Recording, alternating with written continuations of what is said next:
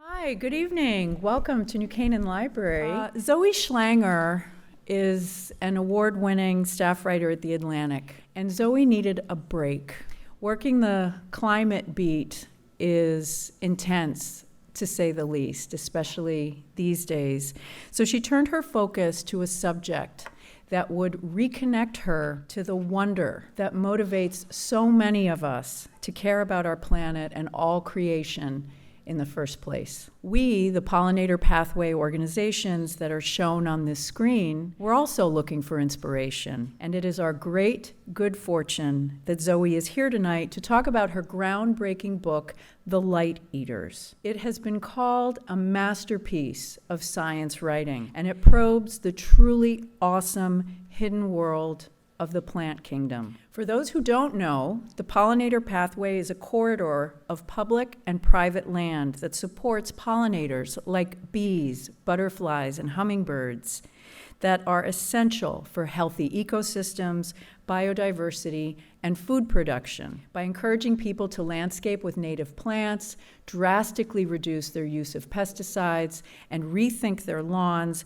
we hope to create a continuous path of pollinator-friendly habitat that importantly connects properties across our town and beyond. Like many of you, we care deeply about plants, whether we're gardeners, naturalists, science buffs, conservationists, or just smart, evolved people who understand that life on Earth is not just intricately connected, it's intelligent. Plants communicate, adapt, store information, memories. They trick animals. When I tell people about this book, I lead with the idea that plants run the show. In addition to The Atlantic, Zoe Schlanger's work has appeared in the New York Times, NPR, the New York Review of Books, and many other major outlets. She was the recipient of a 2017 National Association of Science Writers Award for her coverage of air pollution in Detroit, and a finalist for the 2019 Livingston Award for a series on water politics at the Texas-Mexico border. Prepare to be surprised, challenged, invigorated. Please help us welcome Zoe Schlanger. Hi, everyone. Thank you for that incredibly lovely introduction. It's such an honor to be here. Libraries, public libraries, are my favorite places on earth, and they are the lifeblood of a humane democracy. And it's especially special to be here. I am a daughter of Fairfield County. I grew up in Wilton and Bethel, so it's always nice to come back home to this area. And yeah, I'm like you just heard, I'm a climate reporter. And that really means reporting the news day in and day out of the willful destruction of our planet. It is depressing stuff, as I'm sure many people here can appreciate. And about 7 years ago, I realized I was burning out. I started to become very numb to the material. And I started to look around for something to cover that felt like an act of flourishing rather than an act of dying. And I very quickly found plants and the people who study them, botanists. And the thing that these two categories of creatures have in common is that they're incredibly eccentric and quirky and endlessly interesting. It was a very revitalizing project. And the product of that was this book called The Light Eaters. And in it, I talk about a hidden world that frames all our lives. Plants, of course, are everywhere, and they are very quietly up to a lot more than even the scientists who study them understand or understood until quite recently. We are so surrounded by them. I mean, their sheer living mass outnumbers us by a ratio of 8,000 to 1. And that means we're profoundly outnumbered by creatures we hardly understand at all. So to start, I want to take us all the way back to the ancient world of the 1970s, when a scientist named David Rhodes noticed something strange happening in a forest near where he studied insects at the University of Washington. For the last few springs, there had been this blight of web-forming tent caterpillars that were totally defoliating the trees. The red alders here on the left and the Sitka willows on the right were succumbing by the hundreds. The caterpillars were almost completely defoliating them, which, of course, to a tree, that means they can no longer eat light. That means they can starve to death. But then suddenly, after about 2 or 3 springs of this, the tide turned. The caterpillars started dying off and the trees bounced back. And Rhodes knew what all ecologists know, which is that nothing in an ecosystem happens without a reason. Nothing is pure chance. The reason that he found was that the trees took revenge. The willows and the alders had changed the chemistry of their leaves to make them progressively less nutritious. They'd won the war by slowly starving the caterpillars to death. Even more surprising, it wasn't just the caterpillar-ravaged trees that had changed the chemistry of their leaves. Trees very far away that had yet to be touched by the insects had changed their leaves also. It was like they knew there was this plague afoot and they were preparing themselves for it. So a shocking possibility presented itself. The trees must be signaling to one another. Rhodes published this paper in 1983 and would eventually change everything about botany, but in a very cruel twist, it would end his career, because back then, nobody believed him. Of course, now I'm sure everyone in this room has heard the news that plants communicate. In the decades since, scientists have fully validated this concept and added new layers of intricacy to their communication. They don't just communicate to warn each other of pest attacks, but they can communicate differently with their biological kin compared to stranger plants. They can communicate across the species divide to animals. In certain plants like sagebrush and goldenrod, recent findings have found that they can actually develop regional dialects. So this sort of chemical information they're passing back and forth, if you think of it as a sentence or a lexicon, they can develop specific versions of this if the plants are in a community that's isolated geographically, let's say in a hillside or in a valley. And of course, geographic isolation is also how our own dialects form. And their capacity to synthesize these complex chemical compounds that they release through pores and that waft on the air counts as this entirely different sense, one that we barely have at all, at least not in our own willpower, so to speak. But I told this story of Rhodes to remind us of something. Science is a very conservative institution for a very good reason. Scientists feel very aware of their responsibility to write the first draft of information about their topic. They have a huge responsibility to make sure there are not cracks in that draft, because science accrues. Anything built on top of something that has inaccuracies in it will have those inaccuracies amplified through time. So they have to stay profoundly skeptical to resist quackery, so to speak. But that also means that they tend, as a group, to resist scientific discovery. This is a known and studied phenomenon. It means that truly new ideas, radically new ideas, take a lot of time to pierce that veil of skepticism and be adopted as sort of mainstream science. So Rhodes died believing that his life's work was incorrect. In response to really intense criticism, he tried to replicate his study like any good scientist would. He replicated it in the fall, whereas his original study was done in the spring. What wasn't known at the time, which we know now, is that just like many other changes a tree goes through seasonally, their communication is very seasonal too. So he wasn't wrong. There were many more variables hidden from his view. The world is a prism. It's not a window. And wherever we look, we find these new refractions. So I tell this story to remind us that science at any point in time is just a snapshot of what a discipline believes in that moment. And it can change its mind dramatically. Plants can communicate, for example. I believe it's in a moment of doing that about plants as a whole. So I want to acquaint you with this very exciting revolution going on quietly inside the halls of research botany. Scientists are discovering that plants can do remarkable things, upending traditional assumptions of them as sort of passive organisms. And what they're finding is also provoking these deep new questions, ones that are not entirely scientific in themselves, like, are plants intelligent? Could they be considered conscious? How would we know enough to know? And my favorite question, which is, how did we ever decide they were not any of these things in the first place? So first of all, it's important to remember that there is no scientific definition for words like consciousness or intelligence. Consciousness is a mushy word, and our language is very limited. And we have not yet figured out the mechanical substrate for consciousness even in ourselves, let alone any other creature. We know we can knock ourselves unconscious, but we don't know how anesthetics work. Yet, oddly, anesthetics also work on plants. So plants are moving all the time, just a hair too slow for us to notice. These are pea seedlings under time lapse, and you see them moving around. The minutes are ticking off on the top left corner. So it's 20-something minutes overall, and they're moving quite a lot. But when these pea seedlings are put under a bell jar, and that bell jar is suffused with diethyl ether, which of course ether was an anesthetic used in human surgeries for decades, their movement grinds to a halt. They sort of curl up their tendrils. Sometimes they kind of lie down, but they sort of cease movements. We also know through experiments that their action potentials, the electrical pulses in their bodies, cease too, or slow down. And then when you remove the bell jar, within 15 minutes, they restart their animated moving around. So again, consciousness is a mystery even in us, yet we humans are very much in the business of deciding who has it and who doesn't. Last year, a collection of biologists and philosophers convened at NYU, and they put out this statement declaring that they could now bestow the probable substrates of consciousness on fish and insects and crustaceans.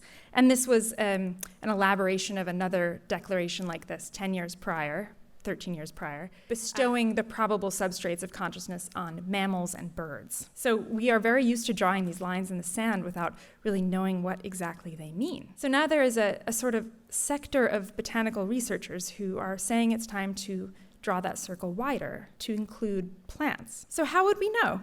When would we know enough to tell? Would it be when we knew that they could plan for the future? Research in recent decades has found that plants can record memories to access and use later. This plant here is called Nassa poissoniana, and it's this very alien-looking flower that grows way high up in the Andes in Peru. And it's got these pollen-tipped stamen that lay down in these kind of canoe-shaped petals. And it's one of those rare plants that it moves fast enough for humans to notice. So it will raise its stamen from the horizontal position to the vertical position within a few seconds. Researchers recently found that it would time the movement according to when it expected pollinators to arrive. And it did that by recording the time interval between the last two pollinator visits. So if a fly came by, got some of its pollen, went away, the next fly showed up 45 minutes later, then you can be sure the next time it raised its stamen was 45 minutes later. And it would readjust that interval when researchers pretended to be a fly and change their time interval themselves. This, of course, is very useful for a plant that's growing way up high in the Andes. There's rain, there's wind, there's very few pollinators. So you have to make every single shot at pollination count. You wouldn't want that pollen blowing away in the wind. So maybe it would be useful to understand for our project about thinking whether or not these creatures could be intelligent, to understand that they have clear social networks. We know that plants do have elaborate social lives with alliances and enemies and fierce dramas, and they will behave very differently toward their kin as opposed to towards stranger plants, even of the same species. So there's a beautiful study done in rice a few years ago that found that typically in a field, rice competes aggressively underground with its neighbors, growing these long, white, noodly roots, trying to dominate a patch of nutrients, unless their neighbors are kin. If they're essentially planted with siblings and half-siblings, they sort of politely confine their roots and put much more energy into growing fruit, rice. So this has clear implications for agriculture as well. And this kin recognition, basically anywhere scientists look, they're finding it. Different effects, but it does seem that in most species there is a difference with how plants treat their siblings as opposed to stranger plants. And this is possible even in the seed stage of a plant. So this is Asiatic broadleaf plantain, which is a close relative of the broadleaf plantain that's probably all over this, although it's a very nice lawn, so maybe not this lawn, but all over many, many lawns everywhere I've ever been. Extremely common weed. We now understand that even the seeds of broadleaf plantain can tell from a distance whether they are planted beside a sibling seed or not. Researchers planted 2 sibling seeds together and then planted a third seed that was a clover, so a stranger plant, and found that the plantain will time its germination between themselves to come up simultaneously to give them a better shot at crowding out the stranger plant. Maybe it's useful for our thinking here to understand that plants can do simple math, both addition and subtraction. This, of course, is Venus flytrap, and Venus flytrap is known to be able to count. They have these trigger hairs in their traps, these maw-like leaves, that have to be flicked a certain number of times within a certain number of seconds in order to trigger the trap to close, and then yet more times within a certain number of seconds to trigger digestion. This is to make sure the trap closes on something wriggling, something truly alive, not just a little stick You wouldn't want to waste all that intense energy trying to digest a stick, of course. If the triggering stops, if everything kind of goes silent, the counting will erase itself and the trap will reset and open again. Maybe spontaneous decision-making is a basis of intelligence in our minds. I mean, the word intelligence comes from the Latin interlegere, which means to choose between. So spontaneous choices is important for intelligence. Tomato plants, and maybe you've seen this creature in your garden, it's a tomato hornworm caterpillar. Tomatoes can defend themselves in elaborate and sometimes incredibly metal ways. One way is by encouraging caterpillars towards cannibalism.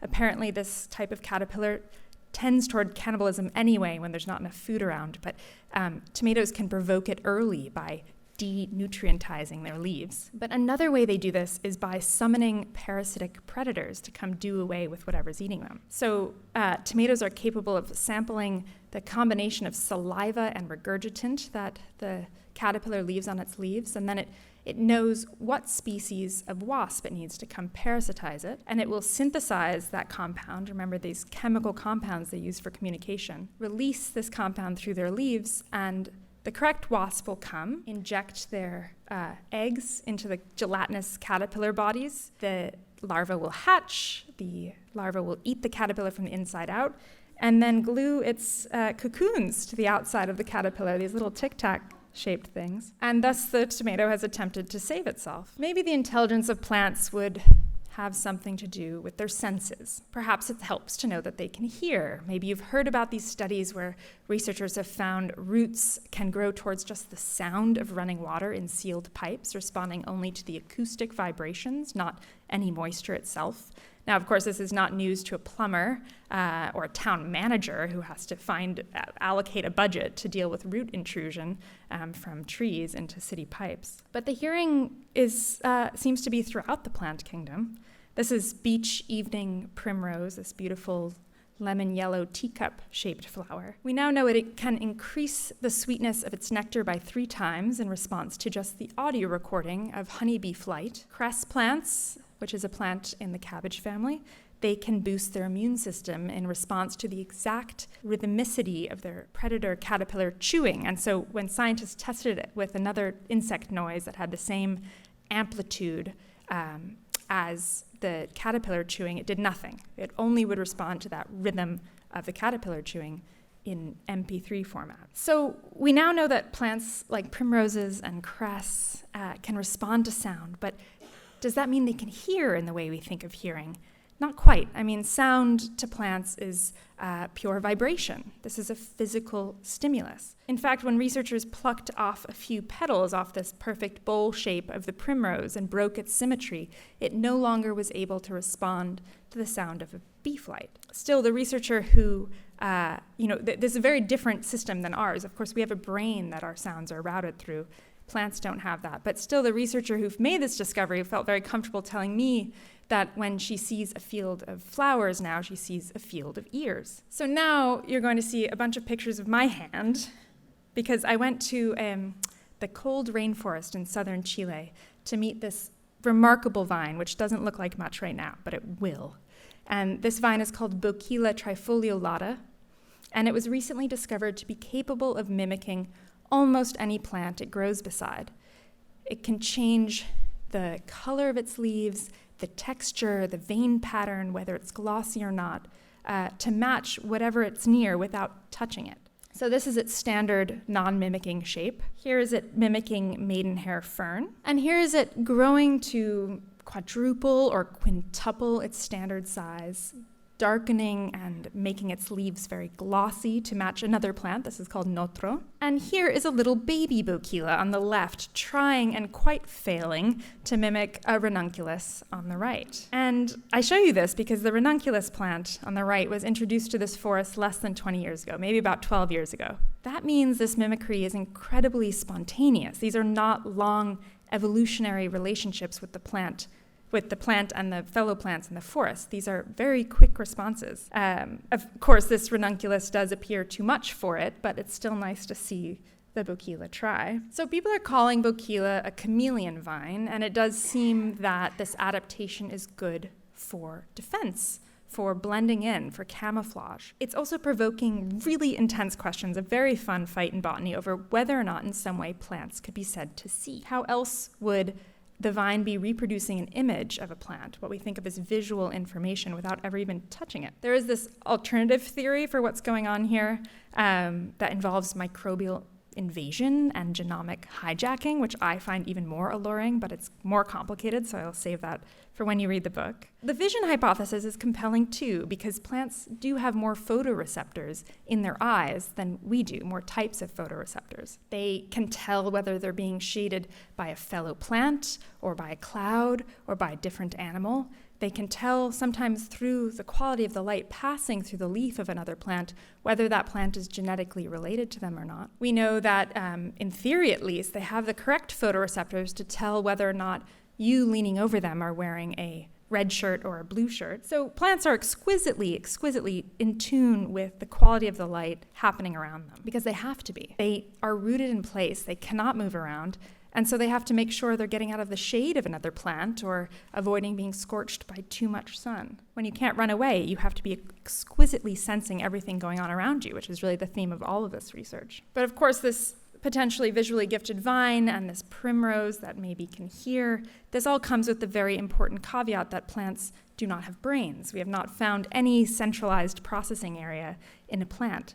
So how could any of this information be translated into something the whole plant can respond to? That is the center of this whole debate about plant intelligence. But more importantly, it's the central mystery of how plants do any of these things at all. One theory of the case is that it doesn't make any sense that plants would evolve brains. Their evolutionary legacy didn't require one. We evolved brains because we needed something compact and portable. We needed to run across a landscape and forage for our food. This is me with my conveniently portable, compact processing center, standing inside a Moreton Bay fig at the National Tropical Botanical Garden on Kauai, which, if you haven't been, I really recommend it. As opposed to us, plants evolved rooted in this one spot and evolved to be very modular. They are made up of repeating identical parts that can be lopped off without much fuss.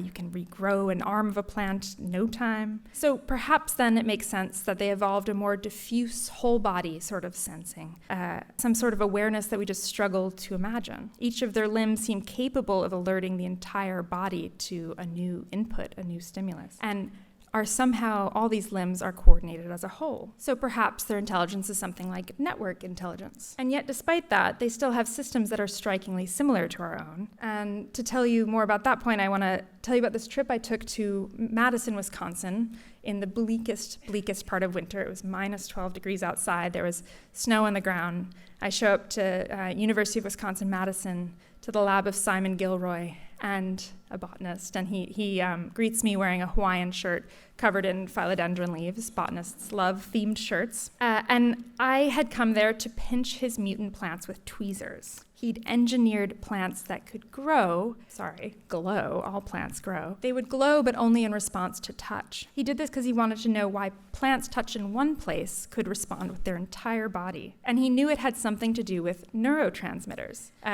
Neurotransmitters like glutamate had recently been discovered to be very important signaling molecules in plants, and they're, of course, one of the most important signaling molecules in our own body. So we went into his darkened microscope room, and his researcher dipped a pair of tweezers in a glutamate solution and handed them to me. And she told me to crush the vein running down the midrib of a leaf so we could watch the plant react to that sensation, watch the signal move around. Now, at this point, I had been researching plants for 3 or 4 years and knew how much plants were taking notice of absolutely everything, and I felt a little unwilling to do this for some strange reason. But she told me, really go at it, and I felt like I was in a vegetal version of a Milgram's shock experiment. I didn't want to let them down, so I pinched very hard, and I watched as the plant lit up like a Christmas tree. The glow emanated from this pinch spot outward, and within 2 minutes, the whole plant had received the signal of my rather aggressive touch. So this is what we saw under the microscope. And those are the seconds, again, on the top left. One more time. And here's another example of Simon putting a caterpillar on a plant that was engineered this way. Much more ecologically relevant stimulus. So this was life-changing for me. I realized that up until this moment in Simon's lab. I had been failing to really connect to everything I was learning about plants because all of these incredible skills were invisible to me. It was very intangible. Plants' abilities felt literally incredible because I couldn't credit them to anything I could see. But watching this green light move through the plant body changed that for me. Suddenly it all became very, very tangible. I was watching the plant in its own way feel my touch, and I'm putting huge air quotes around feel because there are no receptors for pain in plants that we've found, but there's no doubt that they have the capacity to feel and respond to touch. And this experience in Gilroy's lab also made me wonder, this whole question around brainless intelligence, what if the whole plant was something like a brain? And I mulled this over for a long time, and eventually worked up the courage to ask of a real live botanist, Elizabeth van Valkenburg, someone who was an expert in leaf expansion. And I'd saved the question for the very last moment of our 3-hour interview, worried that she would sort of dismiss me as ridiculous and stop the interview right there. So I eventually just leaned in and said, do you think the whole plant could be something like a brain? And she leaned back towards me and sort of comically dropped her voice to a whisper and went, I think that too, I just don't talk about it. And that tells you something, right? I mean, I want to be really clear. Everything I'm describing here is at the burning core of a debate going on among botanists, which means this whole realm of inquiry is still very unsettled. Everything we're learning about what plants can do is very good, strong, peer-reviewed research, but how to interpret these results and decide what they mean is this ongoing debate. Botanists are fighting over the meaning of their findings. There are those who'd like to start using words like intelligence to describe plants, and then those who think that's utterly preposterous. Why would we do that to this whole other taxa of life? We use intelligence to divide ourselves all the time. Who would want to drape these flawed human notions on a whole other branch of life like that? They also say it would be criminally zoocentric. Why would we want to cheapen plants with our own sense of human and animal-centric notions of intelligence? Plus, by comparing plants to ourselves, we make ourselves the standard, when in reality, we ought to leave more space between us to sort of respect the true depth of their otherness and all of these skills they have, like chemical signaling, that we simply don't. And I find that very reasonable. It makes me wonder, instead of humanizing plants, what if we just vegetalized our own language? We can call these traits plant memory, plant hearing, plant feeling even, and the plant-specific essence of the word can just sort of stand behind it like a ghost. That would at least preserve some measure of agency of plants in our minds without totally subsuming them in the into the human project of understanding. Anyway, I'm not going to solve the problem here, but that was my one contribution. But I believe in a decade or two from now, all of this squabbling over language will seem incredibly quaint. I think that we'll arrive at a completely new conception of plants that completely transcends all of this fighting. And it's also really useful, going back to roads for a second, to remember that science can dramatically change its mind. It wasn't that long ago that it was thought preposterous that animals, like dogs, could experience sensation at all. Up until the end of the 19th century, there were still live surgery demonstrations happening on unanesthetized dogs because it was thought that feeling was the domain of only humans. Vivisection, these live dissections, we have it to thank for many of our discoveries about surgery on humans. But it ultimately came to an end not because science changed its mind about the fact that dogs can feel, which of course it did eventually. But what ended vivisection was a social movement. It was groups of people who got together and decided it was wrong and protested it. Sometimes it's not science that needs to change its mind, but society. And in many ways, questions like intelligence and consciousness are more suited to the realms of ethics and philosophy than to science itself. Perhaps it's us who need to change our minds on the matter. So deciding that plants are intelligent or even conscious could have major implications for all of us. Once you think of a thing that way, it transforms from an object in your mind into a subject, sort of admit it into the realm of your ethical regard. It becomes very hard to disregard a plant when you see it that way. And I know for me, all of this research has changed my life permanently. I cannot walk around anymore without recognizing the immense plant dramas going on all around me. And when I walk in a park, I live in Brooklyn, and there's Prospect Park is very close to me, and this great big excellent park, and I walk in there and feel very humbled to be around all of these different sort of nodes of evolutionary genius that each have their own proclivities and their own sensibilities, their likes, their dislikes. They're each actively pursuing their own flourishing. So I want to remind you of something, pivot for one moment and just say that, setting aside all of this squabbling over intelligence, there's one thing they do that I think is the most incredible of all. They eat light. The title of this book comes from a quote by the late ethnobotanist Timothy Plowman, who had quite enough of all of this fighting over language, and at some point he just was like, they can eat light, isn't that enough? And it totally should be. Without photosynthesis, without all this plant light eating, we would simply not be here at all. We would never have gotten to step onto the evolutionary treadmill. When plants first climbed out of the ocean some 500 million years ago to colonize land, they arrived to this inhospitable fog of carbon dioxide and hydrogen, no oxygen to speak of. And they brought with them the evolutionary knowledge of how to transform these elements into oxygen, because they were doing it in the ocean prior to that. Plants unlocked oxygen from the carbon dioxide and the water and the pure energy from the sun to rearrange those molecules and spit out oxygen. So they breathe all this oxygen out through these little fish lip-shaped pores on their leaves called stomata. This is what they look like under the microscope. I think they look very funny. And they created the atmosphere we now enjoy. It's really not a stretch to say they birthed the habitable world. The other huge thing they do from all this light eating, of course, is build our bodies from the sugars that they spin out of sunlight and water and carbon dioxide, the same process. A leaf is the only thing in our terrestrial world, aside from very few very specialized mushrooms, that can manufacture sugar out of materials that have never been alive, out of light and air and water. The rest of us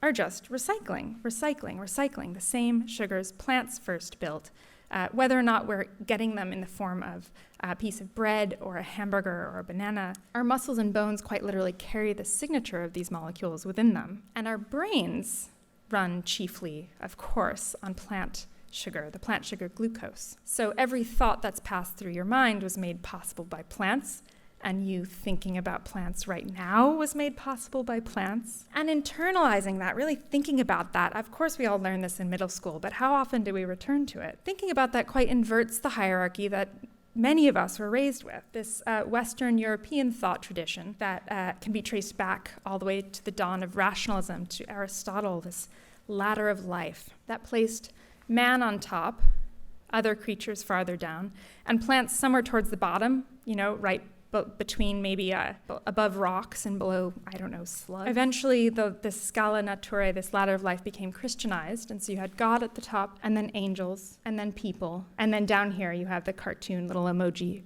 trees all the way at the bottom. So in all of these iterations, plants are passive instruments, not active creatures in their own right. But of course, indigenous knowledge and cosmology and science has thought differently for quite some time.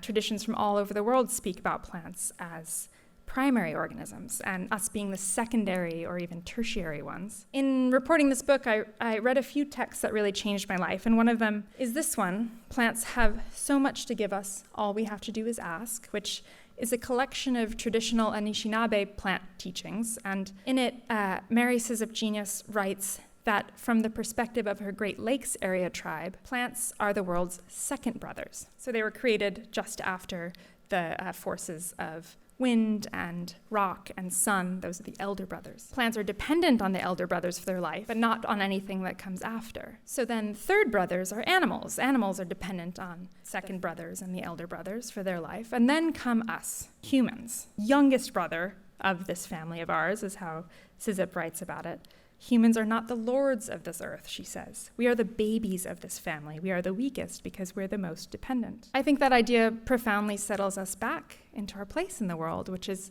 a very humble place. We're not the pinnacle of some evolutionary ladder, not the top of a tree. Evolution, of course, is not linear. It's not hierarchical. We are each nodes on this entangled web of life. We're just one example of this endlessly unfurling project, evolutionary creativity. And we are each linked by our total interdependence. So perhaps ours is not the only way to be clever. Certainly our way of doing things is not the only way to be creatures with an active stake in the future of our own lives, or a talent for planning for the future, or the capacity to make wise, complex choices in an endlessly shifting world. So are plants intelligent? Are they conscious? Does it even matter? They literally give us our lives. I want to leave you with a quote from the science historian Thomas Kuhn, who wrote, "A scientific paradigm shift changes one's view of the world in which we live. Of course, the world itself stays the same, and plants will go on being plants, whatever we decide to think of them." Thank you.